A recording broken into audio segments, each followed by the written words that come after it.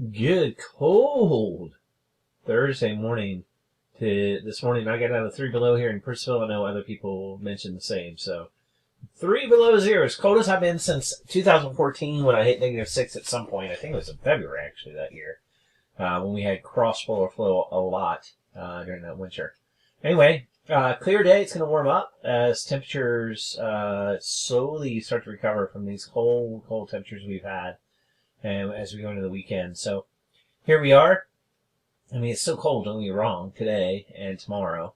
And as we start the weekend, there was this trough. Remember that I said that there was potential for low pressure. It formed way off the coast. So that didn't happen at all for us. And now we see the retreating of the cold. The high is getting down to the south of us, which means we're getting return flow and southwesterly winds, which means temperatures will warm. We'll get above freezing possibly tomorrow, maybe even this afternoon, amazingly. Maybe tomorrow, but more likely on Saturday and definitely on Sunday as we head into the 40s as we go into next week.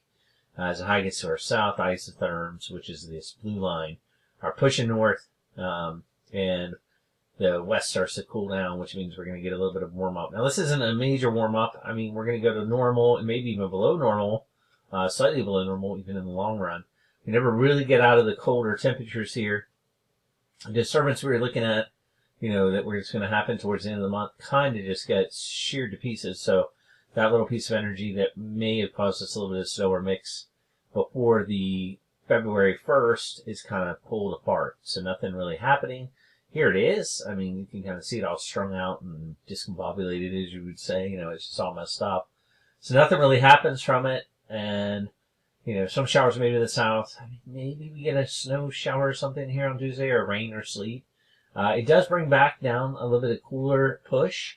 So after we had that warm up briefly in the early part of the week, here's a cold high coming from the north. It's got northerly winds, and we get you see these tight isobars here. That's some cold air. That's some departing polar vortex there to the northeast. And so we're pretty chilly here as we head into the late part of next week. So as we end out the January and head into February, cold air has set up east of the mountains. Look at this; it's causing some, at least on the radar, on the model, some snow and sleet and stuff all the way down to South Carolina. So there is cold air being pushed down further to the east of the mountains. You can now see it. We call this cold air damming. That's when the high pressure is damming cold air up against the eastern part of the mountains. You can see it by these isobars that are sagging here up against the mountains. It's pulling cold air all the way down. Look, here's even a spot of freezing precipitation down into the eastern part of Alabama. So, yeah, I mean, it's cold, pretty cold further far south there. And that's why they've got some icing going on, and we may as well as we head into, not this weekend, but next weekend. We'll have to see. This could be ice, could be snow, could be something else. I don't think it will stay that way, which is actually good for ice situation. We just wanted to change over. It's a shame there's no cold air around here on the GFS model. But I got to tell you guys that the European model said it was going to be cold enough.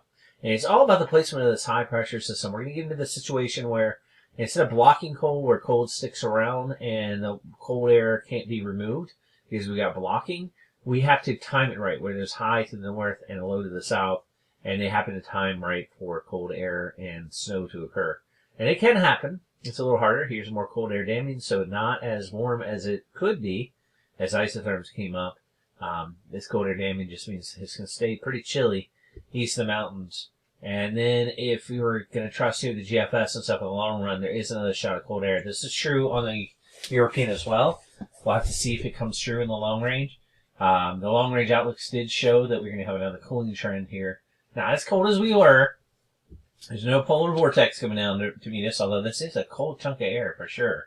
498 up here is nothing to sneeze at. I mean, that is definitely cold air, so it's going to be cold again as we start out the beginning or later part of February here, probably within the first week. So we warm up some, cool off enough, maybe for some wintry madness the next weekend. Maybe warm up a little and really cool down again, possibly towards the second week of February. That's what I have for you this morning. We will watch as things go. Nothing too exciting, though, in the short term. It remains dry. I'll do the drought monitor in a little bit, and it looks like we stay in a very moderate drought here. We need the rain. We need the precipitation, or snow, I should say. Have a good one. This has been your Loudoun County Weather Outlook for Friday Eve.